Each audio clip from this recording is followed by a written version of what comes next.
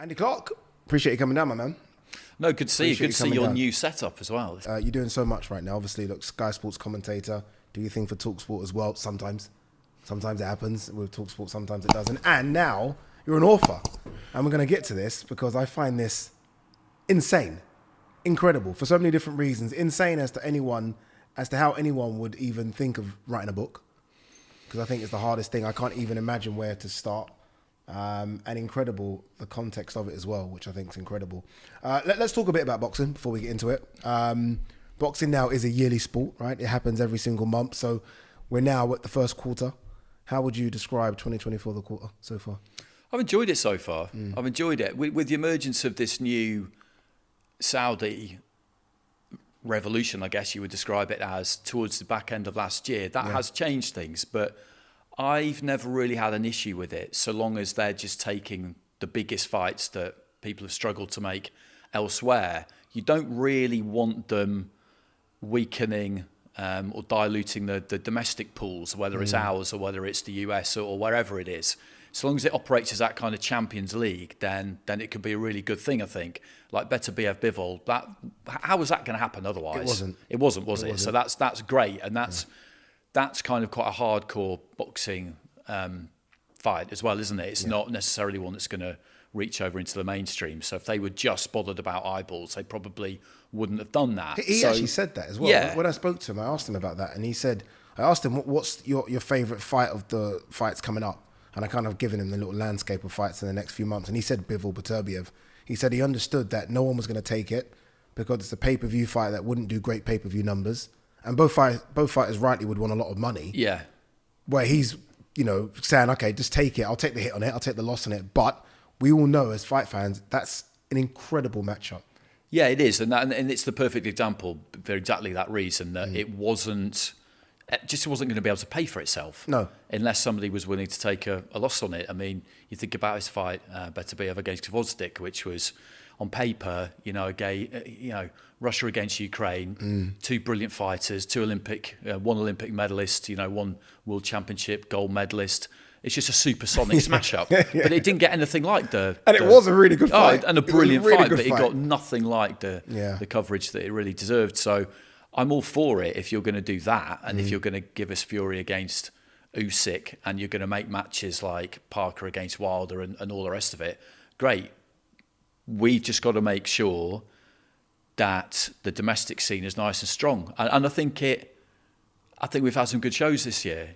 Boxer are not part of that Saudi thing currently, so they're concentrating very much on the UK. And Jonas Mayer was a good night. Boatsy Aziz was a good night. Yeah. Wardley Clark was a good night. Great night. Yeah, great night. But then Frank's had a couple of good, strong home shows.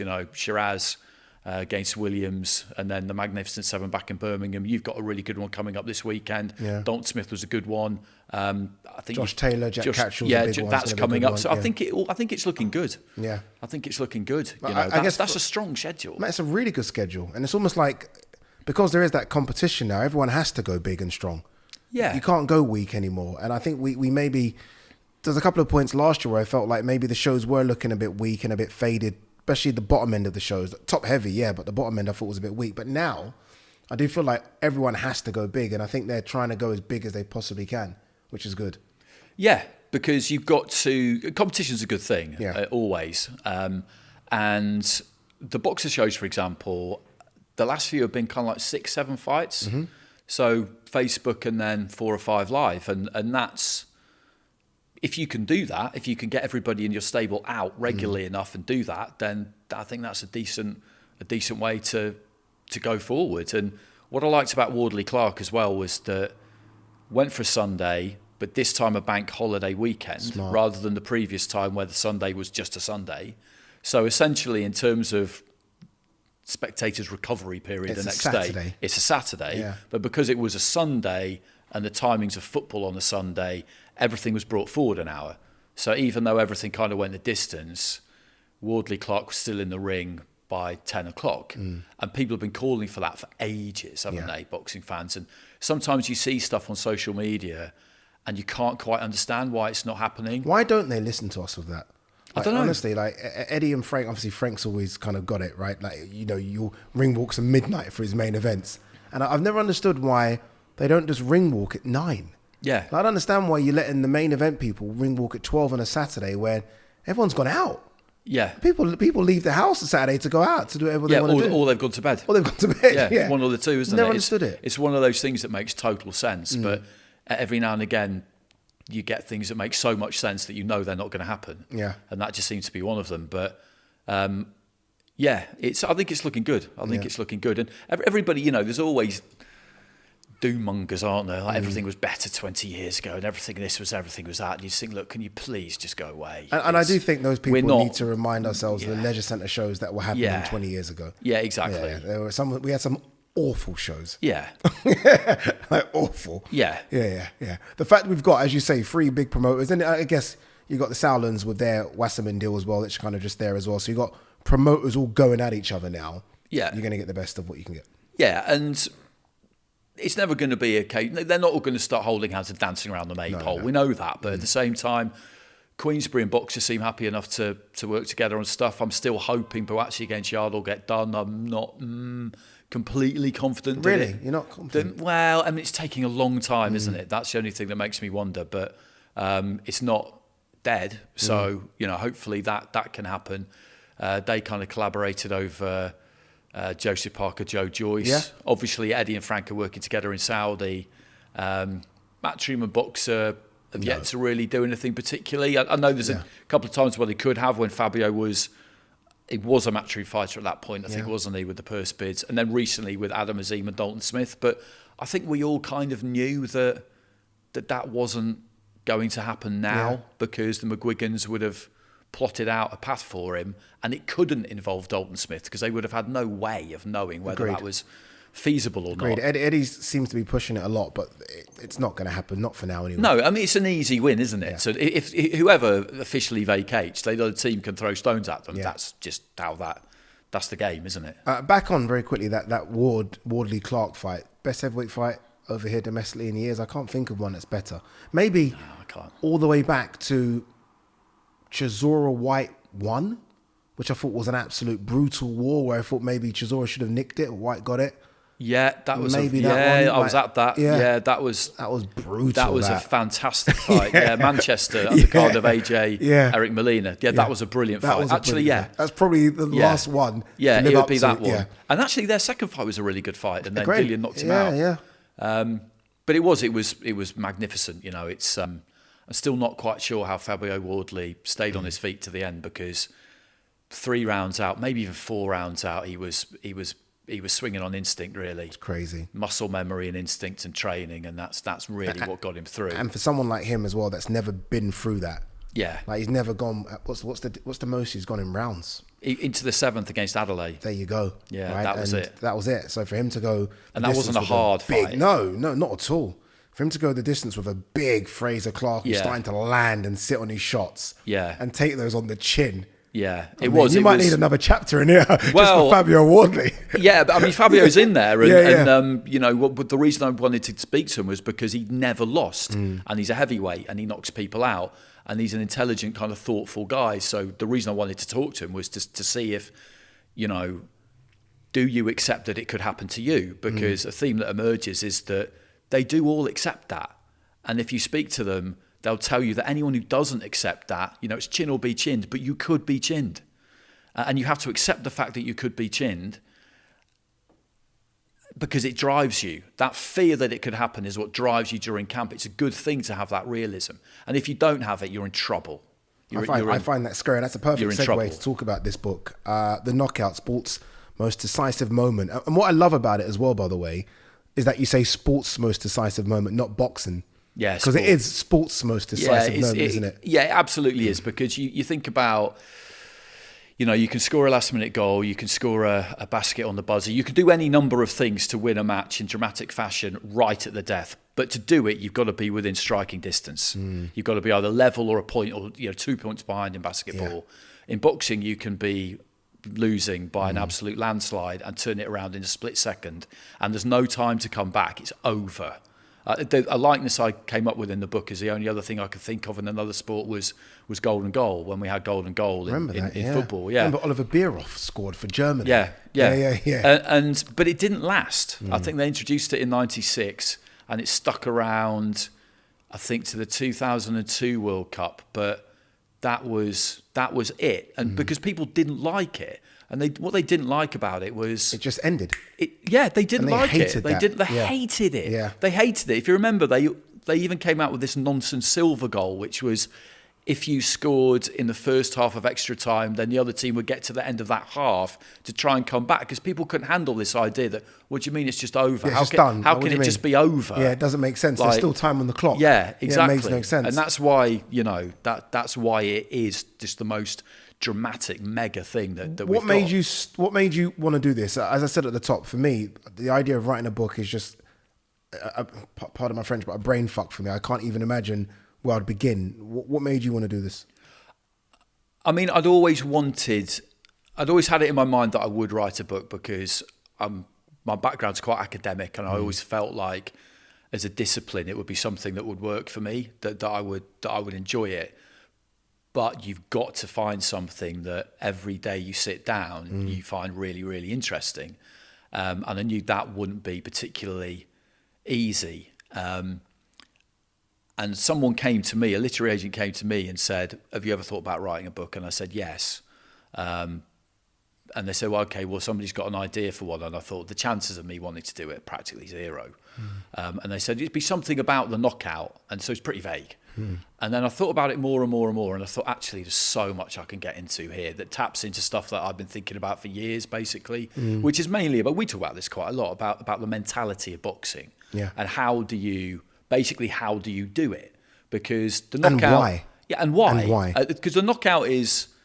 Not every fighter is one that you would describe as a knockout merchant, where that's how they'll look to try and win. Like by stoppage, they'll look to try and take you out, whether it's early or late. That's what they're looking to try and do. But everyone who gets in there has to have this realization that they could get knocked out. Like that's, if you're going to stick your head in the sand and pretend that can't happen to you, then that's kind of crazy. So I was always really interested in that, and I'd never really heard anyone talk about what does it feel like in that split second to knock someone out. Yeah, and I guess... And what does it feel like in that split second to get knocked out? And it never even occurred to me.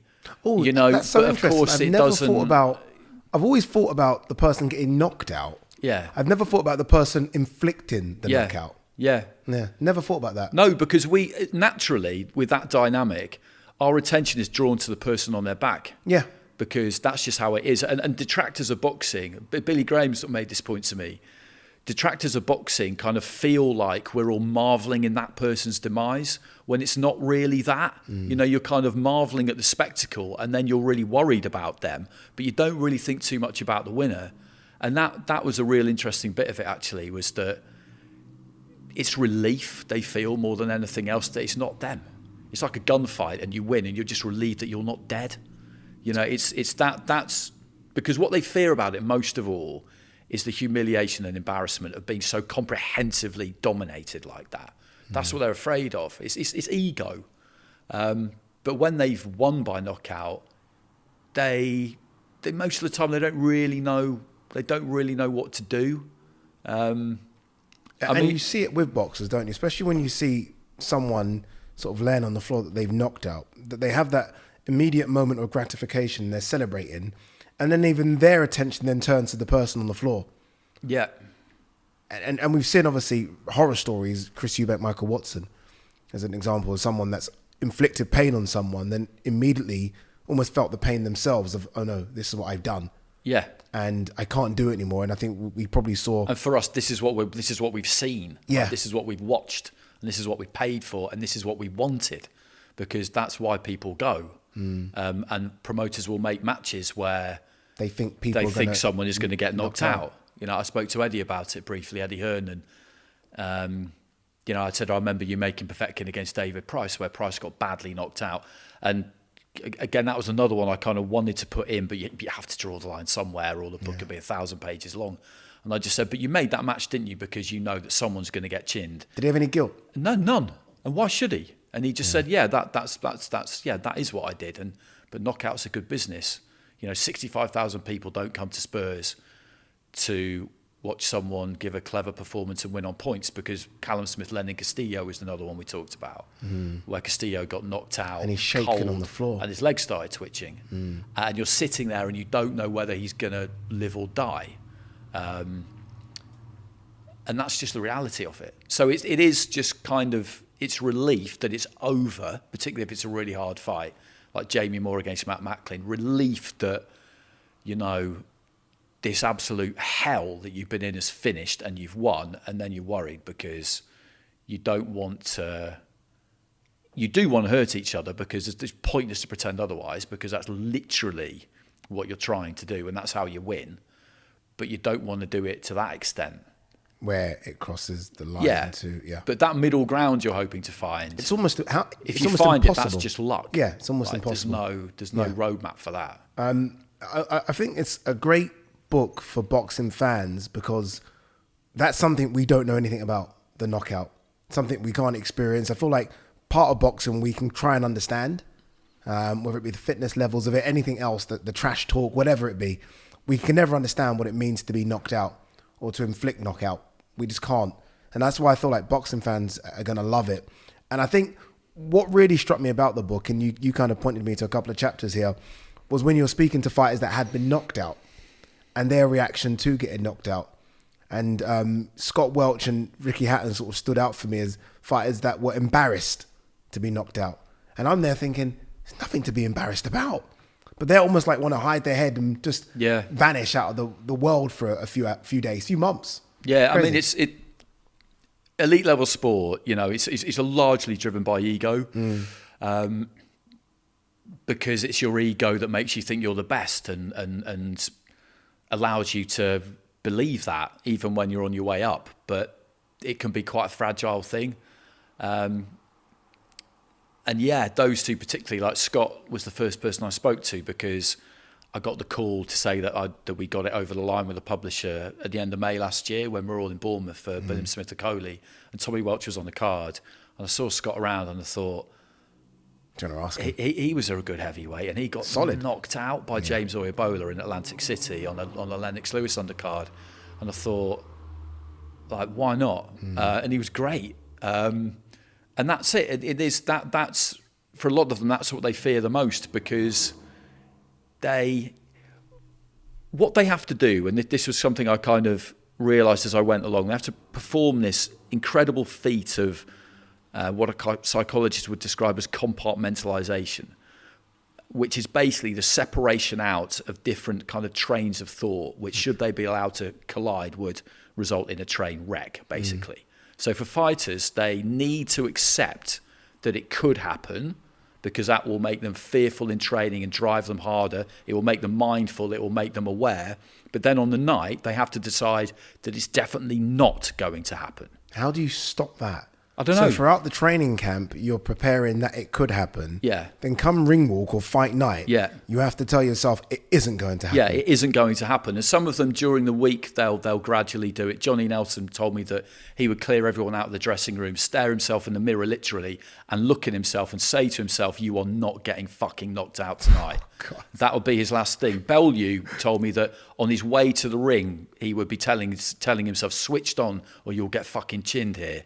He wanted it in there right up until the last second, whereas others might do it earlier on. There are loads of fighters during fight week, and they do it differently, don't they? Some of them, but that's what they have to do, and it is a crazy thing. I think the hardest ones to get over when they're talking about humiliation of it, why it was so bad for Hatton was because by the time he got to Mayweather, where he got knocked out by Mayweather, people remember Pacquiao, but he got knocked out by Mayweather. He was 43-0, and he'd won 5 world titles in 2 different weight divisions, and he really thought he was going to beat Mayweather. And he had the acceptance that he could lose Hatton, and he'd been knocked out in the amateurs, so he had the acceptance that it could happen. But by the time he got to that point, probably he'd started to think that it couldn't. Yes. Not that he 43 and couldn't. 0. Yeah, not that he couldn't lose, but not get knocked but out. a close one on points or whatever, but not get kind of ground down and knocked out like Mayweather did, and then certainly not get obliterated in 2 rounds like Pacquiao, which is what Pacquiao did to him. That version of reality, there was no universe in which that could happen, and then when it does happen, then you've got a problem then, because what do you do then? It's it's really hard. Is that then a little bit? And look, we all try and get into the brain of Anthony Joshua. I think we've done that since he turned pro. But does that then kind of describe what happened to AJ after Andy Ruiz, where AJ would have walked into that ring? I'm not going to get knocked out. I'm destructive. He does get stopped on his feet, but he gets stopped. And then it's almost the rebuild that we've seen over the last 4 or 5 years of trying to then kind of understand why I got knocked out and deal with it. Yeah, I think so. And a few of the people I spoke to mentioned him. I did manage to get about 20 seconds with him at one point, AJ. I didn't try that hard because he's just got loads of demands on his time. Yeah. I got 2 minutes with Wilder in Saudi, which was kind of enough. But it's this new Wilder, the kind of kumbaya Wilder. Yeah. That might have only existed for one fight. He might be different again next time we see him. I think he'll be back to the old Wilder. But it's with AJ... I think when someone gets stopped for the first time, it's not like he thought that could never happen, but it happening is a different thing. And I think he has been, until recently, a little bit fearful of what might come back. Because in that Ruiz fight, he really didn't do anything wrong. Yeah. And if that left hand had been slightly lower, it would have caught him on the glove, because he had his glove where it should have been. If it had been a bit higher, it would have scuffed the top of his head. As it was, he paid the ultimate price for an absolutely fractional error. And after that, he just wasn't quite willing to commit in the way that he had done previously, because he was a little bit worried about what might be coming back. Can you understand that more, having spoken to the fighters that have been knocked out now? Completely, because they have to perform this pretty extreme feat of mental gymnastics, like I say, where they accept, okay, yeah, I mean, it definitely. I definitely know it can happen now, but I just have to decide on the night that it isn't going to happen. Because if I don't decide that, then I won't hold my feet for that split second I need to give myself that solid base to punch from, where I'm going to knock you out. If I'm slightly coming off that punch, I'm not going to knock you out, and it's not really keeping me any safer. You just have to. Acceptance was something they talked about a lot, which is that this is the game we're in, and this can happen. It can happen to anyone, basically. They all agree that anyone can get knocked out if you get caught with one you don't see, particularly early in a fight. You're not braced for it. Anyone can go. And the doctor said that to me. Everybody agreed. Even Froch, he was the only one. It's so funny, because that was the first name that popped in my mind as you were saying all this, because he's the one that has dined out on that granite chin. And even when he got knocked down by Jermaine Taylor in that fight, I think that was his first time getting knocked down in the Jermaine Taylor fight, if my memory serves me right. Yeah, probably. I don't ever remember in the fights after him having a fear to still go into the fire. No. Like, he would still go in there. There was no like, okay, I'm going to fight on the back foot and put my guard up. Yeah. He would still go there, chin in the air, and trust his chin still regardless. Yeah, absolutely. And he's the only one who... because David Hay got knocked out by a guy called Jim Twitey in the amateurs. He was the only one, Froch, who'd never been knocked out in the amateurs or pro. But he absolutely accepted, it could have happened. Yeah. It just didn't. And that, again, you might expect him to say different, but he was just, no, I mean, it could have happened. But you mentioned that Jermaine Taylor knockdown. He doesn't remember anything from getting knocked down by Taylor in the third or fourth it was, until he finishes him in the 12th. No way. When kind of the adrenaline brings him back into the room. And when he won his title against Jean Pascal, he told me he got hit hard by Pascal in the 8th, and then he doesn't remember anything until he's back in the changing room. So the announcement as world champion, he doesn't remember it. Doesn't remember it. And Bellew, doesn't remember going out for the 8th round against... He remembers going out for the 7th, and that's it then. The 7th and then is he's when he back got in the hit changing room, a and lot. Rachel, his wife, is in there crying with him. So he doesn't remember the post-fight interview? Doesn't remember anything? Nothing. Because I really wanted to ask him about it, because there's a great quote from Floyd Patterson in his biography by a guy called W.K. Stratton, which I put in the book, where Patterson's quoted as saying, it's not that bad a feeling when you get knocked out, actually. It feels kind of warm and fuzzy, and, you're kind of very affectionate towards people. And I was told once that I blew kisses to the crowd. And it immediately made me think of Tony, because when he lost to Usyk, he kept hugging and kissing Usyk and telling him how great he was. And I thought that kind of... That's Flo Patterson. There you go. So, and I said to him, and I wanted to ask him about it, but there was nothing to ask him because he doesn't remember it. Doesn't remember any of it. Amir Khan said, he doesn't remember getting knocked out by Canelo. Doesn't remember anything about it. Is there this weird... you always hear the phrase that fighters want to go out on their shield. So I always kind of understood that as fighters know that it's coming and they've almost accepted that this part of the job. Yeah, I think to an extent some of them do. Yeah. Some of them do. Like Tony, for example, he must have 100% knew. Yeah, he knew. Going out in that eighth, he's going to get knocked out. I think. Like he knew from what he remembers. He says, I just knew that I was absolutely gassed. I was absolutely fucked, and I basically just asked him, "Did you essentially choose to get knocked out then? Because the way you are, that was the only thing that could happen. Because you're not going to stay on your stool." And he just said, "Yeah, that's basically what happened." And Dave Colwell, his trainer, would have known as well that 100%. it was coming, but that at that point, I mean, I wasn't really aware of that watching it. So at that point, you kind of feel like he probably still has got a chance. But Dave knew. Yeah. If he'd been under heavy fire, Dave would have stopped the fight. Like Tony says, Dave knew that he could never stop it. Dave would have stopped it. Yeah. But as it was kind of a merciful. It was a mercy killing, wasn't it, in a way, the 1-2. But they do, they choose it. Wild that is. There'll be people that watch this channel that like the football, and they'll hear that and think that's just mental. That is as crazy as it can get. Yeah. I mean, Hay was one of the most. They were all great, but Hay. I got Hay for 20 minutes out of the back of your studio at AJ Hellenius, and I don't really know him. Like, he's seen me around for a long time, and he knows who I am, and I think that kind of helped. You build a reputation as being someone who's, trustworthy, basically, yeah. And so I got 20 minutes with him, and I kind of reproduced the whole thing word for word because he just told me everything I wanted to know, really.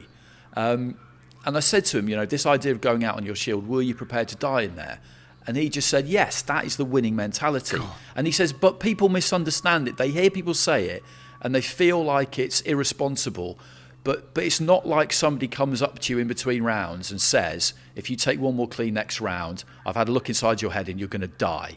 He said, you don't get that heads up, was the way he explained it. That the mentality is you will push and push and push and keep pushing and never stop. And in boxing, that can mean you get killed. But it's not like someone says to you, it's going to happen, and then you decide whether you're going to allow it or not. That means there's and almost that's how this you have to be. Unwritten rule with fighters. I feel like I don't want to mention names, but I might have to just to kind of explain my point a bit. Because we have seen some fighters take the knee recently. Yeah. And I've spoken to other fighters about it, because I'm never happy when non-fighters get involved in that chat, because you've never been in there. I feel like it's the one thing that with me and we shouldn't talk. Yeah. We could say what we've seen. Yes. But as for what I would do, I think you're the same. Like, I feel like I will say, technically speaking, he has decided to stop there. So if people want to say he's quit, technically he has. But I understand how that's happened. Absolutely. Yeah. I remember speaking to several fighters about said fighter, and they were like, "He's quit. And was it Dubois? Yeah. And I'm like, oh, okay. So it's almost like fighters have accepted that you just have to get knocked out or lose, rather than take the knee. It's almost part of the job. Yeah. Which for me sounds frightening. Yeah. Like, you're hurt, blood streaming down your nostrils, your eyes all, but still I've got to continue because that's what I do as a job. That's what I do, yeah. That's what, Bellew was probably best on this, and he just said, that would have been the greatest dishonour of my life. Yeah. And he says, and I look back on it now and I feel like an idiot, and I look at fighters who do put their health first, and I understand why. And I applaud them for it, because they're thinking about their future and their family and life after boxing. Can you have both? No, I don't think you can. No, I don't think you can. You can't. I think if you're going to be that elite level competitor, you have to be like Hay said. And we talked about his fight against Bellew, and you know, how he was fighting on one leg, which he essentially was. Tore his Achilles. Yeah. Yeah, it was one of the wildest things I've ever seen. His Achilles snapped. Yeah. And he's still going. And in his head, he could still win. And he was fuming when the towel came in because in his head, he could still win. Yeah. And you... I mean, that, you know, he didn't get knocked out, but you think about that, like in what other sport, and the answer is none, but in what other sport would it even be suggested that someone should continue an injury like that? None. Not even, I mean, it just, but the doctor would come out and see you and go, right, you're out, mate, Andy Murray, you're Think done, about mate. that in football. Match point Wimbledon final, whatever. Like, all right, you might give him a crack at that if he can somehow hobble on and serve an ace, but other than that, it's like, mate, it's over. No, I'm going to continue. No, you're not. Whereas in boxing, it's like it's required of them. In boxing, you can get knocked down and you're clearly concussed. Your brain's all over the place.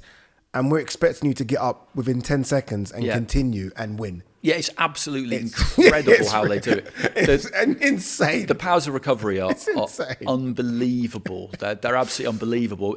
Amir Khan was really good on this because people remember him getting knocked out by Prescott. That's a bad one. And most people's memory is that he just got ice stretched out on his back out cold for like 10 minutes. But that actually isn't what happened.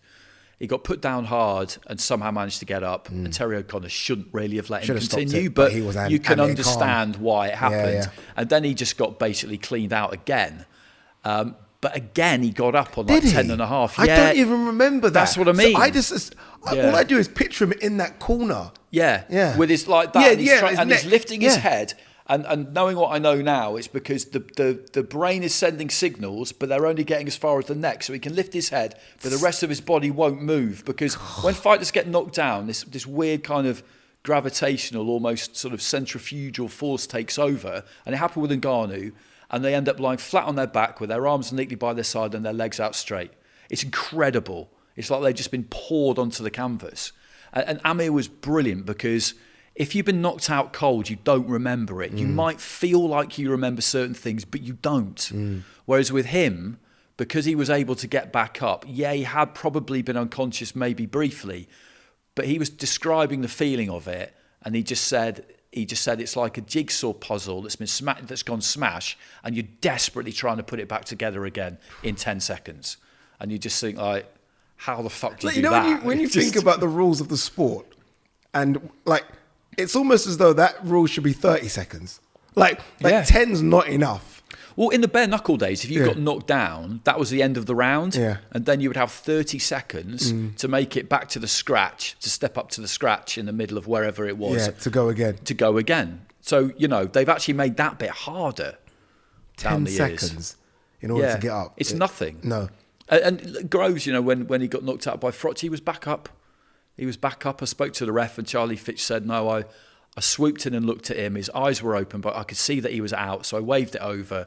But then somehow he managed to get back up. He wouldn't have been fit enough to continue, but somehow he managed to get back up. And you're just looking at it and just how is this possible that you just fight on through this fog on autopilot? Yeah.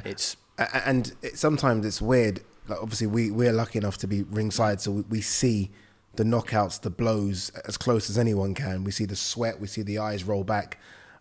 But the fans are a bit further away. And there's a fantastic bit in here where you talk about, or you liken it to Russell Crowe in Gladiator, where he screams out basically to the fans, are you not entertained? Yeah. And because that's what we come for. Yeah. And it's weird, there's almost this fight I have with myself where, and whoever's sitting next to me would always testify to this, it's so true, where I see someone get knocked out and I do scream and get up and oh my God. And then about 20 seconds later, I'm like, my God, I don't know why I like this sport. Like, this sport is so dangerous. Yeah. So I'm almost having that battle with myself, especially if I see the person not getting up. If I see them get up, I'm like, okay, cool, they're up. And I mean, if they don't get up, they could be dead or dying. Honestly, dying. Yeah, and it's not like being sensationalist. No. That could be what's happening. When you could AJ be knocked watching out someone Ngannou in their final seconds. You could be. When AJ knocked out Ngannou, bear in mind, this is Ngannou that's always inflicted that on other people. I think you were there, so you would have seen his family members jumped in the ring. Yeah, because they've never been used to seeing Ngannou like that. I think that'll be a real hard one for him to get over. 100%. You know, because that's exactly what we were talking about earlier, where there is no version of reality in which he would have thought anyone could do that to him. Because that's not the one punch that you're not braced for. That's not what that was. He saw them coming. He just couldn't do anything about them. And he has just been obliterated by another human alpha male. Yeah. And that there is no there's no universe that he would ever inhabit where that was possible. Yeah, it's funny because a lot of the predictions beforehand were Ngannou doing that to AJ, or AJ winning comfortably by points. Yeah, like AJ could hit him all night and he wouldn't move. That. So to see him get like that, I don't know mentally if he recovers from that. No, I think it'll be really, really hard. He came to the press conference. He turned up about halfway through, and immediately, I do look at things slightly. I look at boxers' conditions post-fight differently now, and I looked at him and just thought, "What are you doing here?" And it would have been his decision. And if he decides he's going, you can't stop him, can you? It's Dave. No one's going to stop him. Good luck with that. Yeah. But I just thought his ego made him go to that presser. Yeah, absolutely. Yeah. And one of the a youngish guy whose name I don't know, but who I see around in boxing more and more now, had the balls to ask him, what do you remember about it? How did it feel? And he did it really softly, and he did it really well, actually. I felt like going and clapping him on the back. Yeah, well done. Because that's a tough question to ask. And he said, I didn't feel a thing. And I just thought that's because you don't remember it. You might have seen a replay by now, or you might already have inserted a memory, but you don't remember it. Did obviously, I'm guessing you would have spoken to neurosurgeons and doctors in doing this. Did they tell you exactly what happens to the brain? Like, does it just switch off? Because Ngannou doesn't remember anything until he got back to the dressing room. Yeah, I mean, I think it varies from person to person as to how... That's like a 45-minute switch off. As to how much you will lose. But basically what happens is you get hit, and most knockouts come through being hit on the jaw. I mean, it can be through being hit on the temple, but knocking someone out through hitting them straight on the forehead is very, very, very difficult to do. So the fact that Wilder managed to do it to Hellenius with that mad punch with both his feet off the ground, I don't know. I mean, I don't know how you do that. Yeah. But generally speaking, it would be because you've hit someone on the chin or on the jaw, and it's basically kind of like a horseshoe shape. So that force will travel around the lower mandible and into the base of your skull where your brainstem is. Yeah. If it happened to you or me, our jaw would probably just snap on the point of impact. Jesus Christ. But with them, it'll go into the brainstem, and how well they can soak that up and dissipate it will depend on conditioning and neck muscles maybe, and other intangibles that, like Neil Scott, the board doctor who I spoke to, admitted they can't really know about. A person's individual physiology was how he described it. But what he's talking about there is just these grey areas, spirituality almost, where why is it harder to knock one person out than the other? I can't answer that. Yeah. But then if the force is sufficient, the brain will shut down. It's basically a protective mechanism. And how quickly you come out of that is anybody's guess. And again, I asked him, would it be, if you trained hard? And he said, I don't know. Like, no one can possibly ever know the answer to that question. And when I started talking to him, he said, "Oh no, I was always keen to talk about this." He said, "Because this is a very difficult thing you've chosen to write about." Did you speak to Chisora doing this? No. I find him more than anyone fascinating, just because we've seen him get knocked out badly a few times. Obviously, I think David Haye probably the first one, Upton Park, and then obviously he's had other knockouts since then.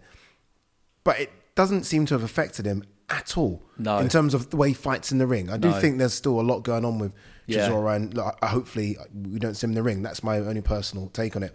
But he seems to be able to just fight through whatever and continue going, knowing it could come. He knows what it's like to come, and he still continues to fight like a man that's not been knocked out. I find him fascinating. Yeah, and that's where, with someone like him, like I've got a chapter with referees and one with trainers as well, and their kind of duty of care basically, and how conflicting that is. Where this is something that for a trainer, this is something that you want because you want your guy to knock the other guy out. But with regards to the preservation of your own fighter, you have to allow them to put themselves in danger, because that's how you win, particularly in a hard fight. But you also have to make that decision as to when enough is enough. And for a referee, you have to understand this is boxing and this is what people want to see, but you have to stop the ones from happening that no one really needed to see. And where do where's that line? Yeah. And Chisora, someone like Chisora, the referee and his own trainer, is absolutely critical for him because he will never ever not go back out there, and they need saving from themselves. And I feel like he's had pretty good corners. He down would the years, never actually. ever allow a corner to pull him out either. I mean, he wouldn't. If they did it, then it's happened, and he can't override it. But at the same time, you know what you're doing. You know that if you do that to him, that's probably the end of the relationship. Yeah. But a proper trainer will do it anyway because they're not interested in that. They're not bothered about that. But yeah, someone like him, and so many of the others, they need the people around them to know when enough is enough, and to be able to see what is actually happening in there, not what they would like to be happening. Because it's easy, particularly in a fight that your guy's supposed to win, to feel like, no, he can recover from this, he can recover from this. No, he can't.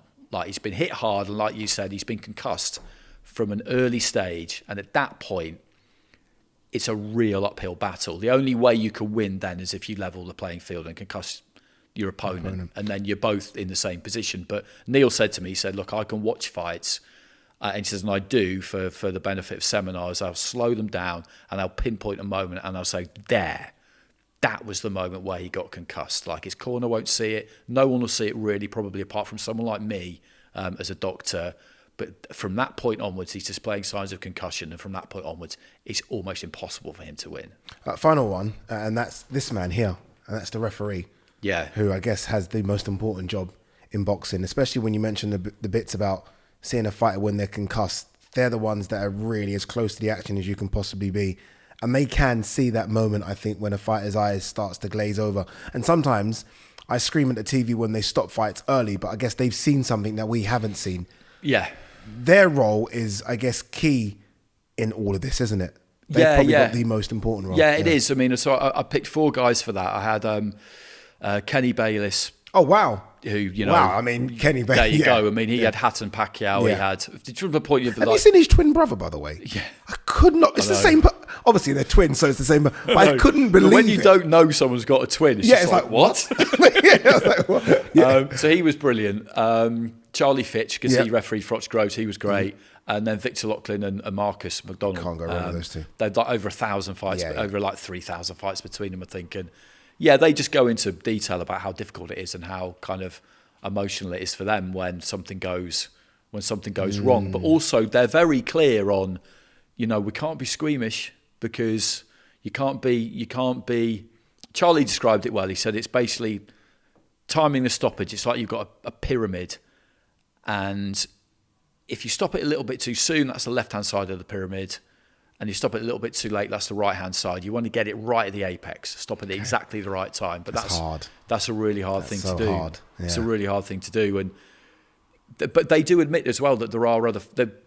The welfare of the fighter is the number one priority, but it's not the only thing. Like, they admit that they do take into account the scale of the fight, the financial reward on offer, of course, context of where it is in the fight. Big home favourite. Yeah. Have they been taking 8-9 rounds of punishment or not? And, you know, Victor was really good on Eubank against Smith first fight because he let that go on after the first knockdown.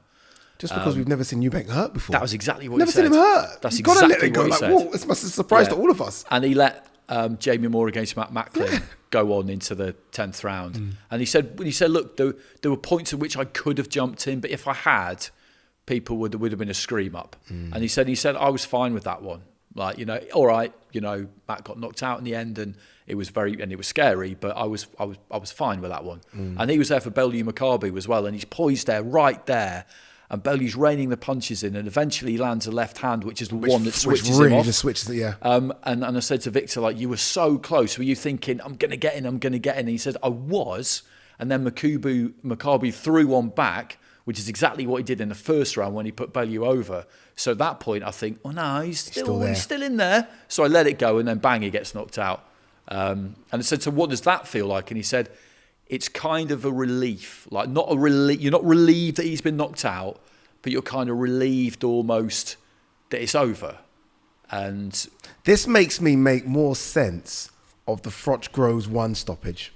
Yeah. Because I almost feel like I can see the point to which Groves does switch off. I feel like it's very, very faint, but I can see it. I've always understood why he stopped I can see him slump forward a little bit. I've always understood that rigidity, that sort of tensile strength. It just did seem to go a bit. Yeah, it went a bit. And now, again, when you're talking about them being that close, and he's lost. I think he's got concussed. I can understand why. Yeah, I mean, Froch's powers of recovery in that fight were amazing. Like, incredible. He only remembered in halfway through the post-fight interview that he got knocked down in the first round, and you could argue that he actually was knocked unconscious by Groves for as long as it took him to fall, and then when he landed, it woke him up.